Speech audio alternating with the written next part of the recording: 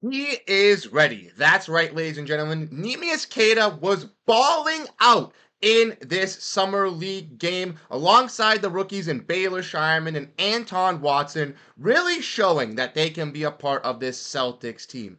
Other standouts like J.D. Davidson as well are limitless from three-point range. And as the Celtics push for banner 19 alongside Wick Grusbeck, we're going to be diving in and looking at these prospects shining out versus the Los Angeles Lakers. All of that and more in this episode of Celtics Digest. I'm Bruce Velez. Welcome back, everybody. Thank you guys for showing your support while I was on vacation to Godfrey and Josh. Shout out to everybody missing me in the comment section. Really do appreciate every single one of you. But as you guys know, 89% of you guys who watch our videos are not subscribed. So if you want to make sure you stay up to date on everything revolving around this Celtics team with Summer League coming right now and with the offseason being in swing, make sure to hit that like button, make sure to hit that subscribe button. But without further ado, let's dive into the topic at hand today. Make sure to grab a snack.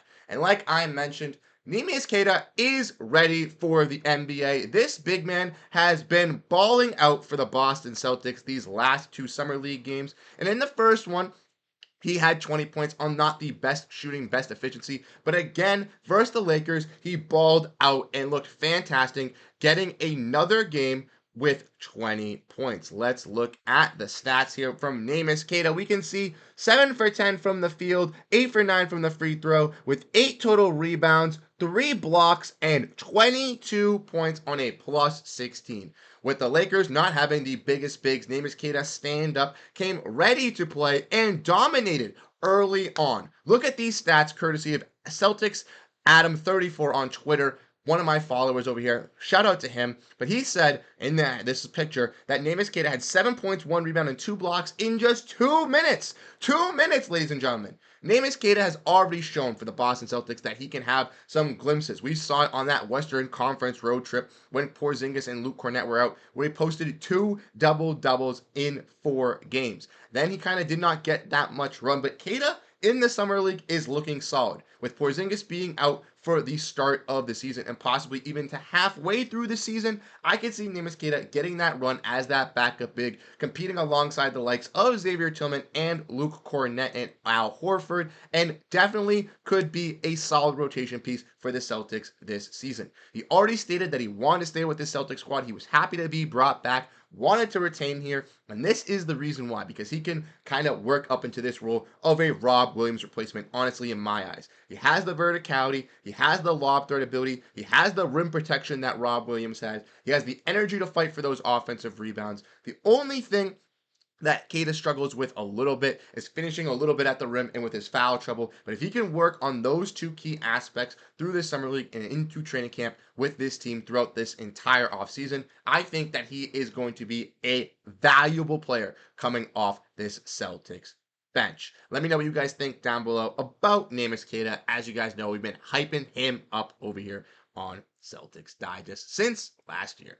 Next, we're going to be diving in, looking at the Celtics rookies showing flashes. And like I mentioned, Baylor Shireman and Anton Watson have been producing for this Celtics team. Now, Baylor Shireman in Game 1 versus Miami had a better shooting night than he did in this contest.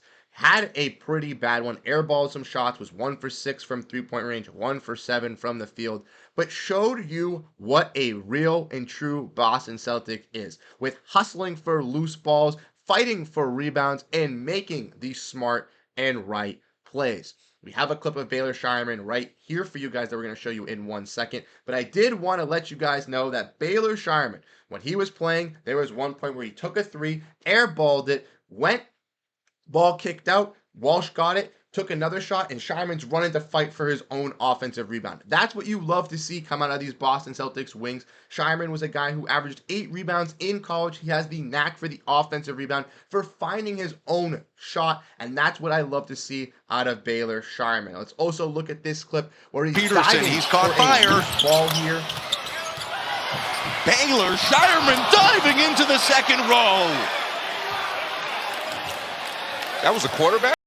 Look at that man get into that third row. That's right, ladies and gentlemen. Baylor Shireman giving it his all, diving for those loose balls, making those hard hustle plays, and that's what a true Boston Celtic does. Loving what I'm seeing out of him. Even though he had a struggling shooting night, he made sure to make up on it on the effort side by giving it all on defense and making those hard knock plays. Anton Watson also came off the bench and he had a solid night as well. If that three-pointer can get down, he is going to be a solid stretch four for the Boston Celtics. He's got some great defensive qualities. He seems to be in the right position at the right time, making the smart, right plays, and someone that I've loved to see improve. Ron Harper was a guy who also got a contract, an training day contract. Didn't do the brightest for the Celtics there in that last game, but I did like what I saw out of Watson and Shireman. Now, before we get to the end of this video, let me know what you guys think down below in the comment section on all these players, the Celtics rookies, Baylor Shireman, Anton Watson, with Neemias Queta, because we got some more guys to cover from this team. Jahmi'us Ramsey and Jordan Walsh and J.D. Davison. That is right, ladies and gentlemen. As you guys know, Jordan Walsh didn't have the greatest game one, was shooting with some inconsistencies, and we saw that translate into game two as well. But he did look comfortable on the defensive side and looked better on that defensive prowess side. Now, honestly, I don't think he's going to be this offensive playmaker that the Celtics necessarily need, but if he could be that replacement for O'Shea Brissett on the defensive side, being that, wing defender, kind of doing all the intangibles and helping out the Celtics with diving for loose balls, fighting hard on the defensive side, getting blocks, getting steals, fighting for those rebounds. That's what I want to see out of him. J.D. Davison started off the game hot, was 4 for 4 to start off the Summer League from three-point range. Decided to cool off a little bit in yesterday's game, as obviously he was 2 for 5, a total of 5 for 8 from three-point range so far throughout the Summer League for J.D. Davison. But 7 assists, getting the ball, playmaking, trying to get some of his teammates involved. What I like to see with JD, his ball is getting more comfortable, and we've seen that throughout this game as well. And he's looking like he's been improving in this Summer League system. I'm glad that the Celtics brought him back on a two-way contract. They have JD Davison locked up, and possibly he could work himself maybe into this Celtics rotation or roster by the end of the season if his three-point ball can stay at this limit.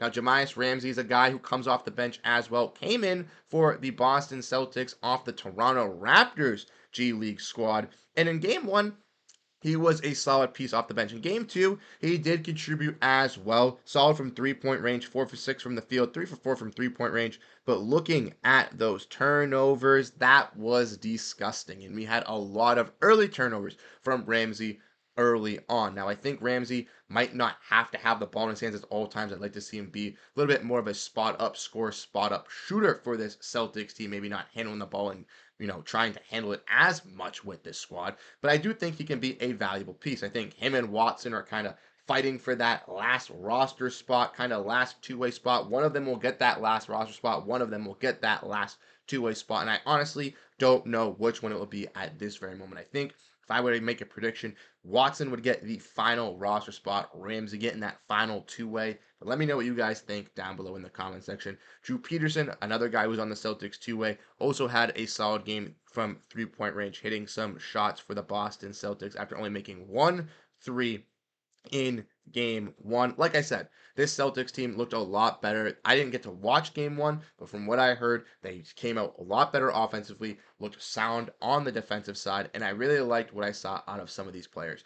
Queta's looking like he's NBA ready, going to be a quality backup big for the Celtics squad for the future. Shireman and Anton Watson look like they were steals of the draft, with Shireman looking to be that, Svi Mykhailiuk replacement for this Celtics squad as that tweener at that 2-3 position, as that scorer off the bench, and a young guy to develop under Hauser, and obviously Watson, another young wing defender to grow in that mold with Jordan Walsh, with Xavier Tillman, with Neemias Queta, with Luke Cornett, with Al Horford, learning underneath those great wings and bigs that the Celtics have to be that stretch four for this Celtics squad.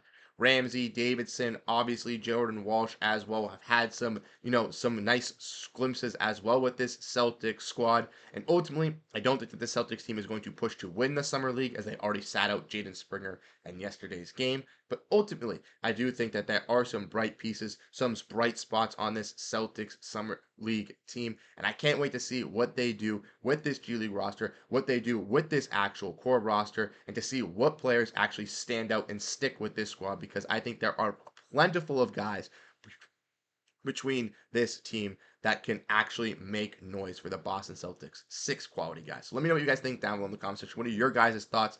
Shout out to Godfrey and Josh for helping me over here on Celtics Digest while I was away, guys. We're going to be getting into the function of things, coming back with daily uploads for you guys. The live streams will be coming back weekly. Sorry that I was away on vacation. Going to give you an update, but that is where we were. We're going to have updates for all of that with live streams, weekly live streams coming back, daily uploads coming back, summer league stuff, everything revolving around the Celtics team. So if you want to make sure you stay up to date on everything, hit that subscribe button because as you guys know, 89% of you guys who watch our videos are not subscribed. Thank you guys so much for tuning into this episode of Celtics Digest. I'm Bruce Veliz, and I'll catch you guys in the next video. Have a great rest of your day, and go Boston Celtics, baby.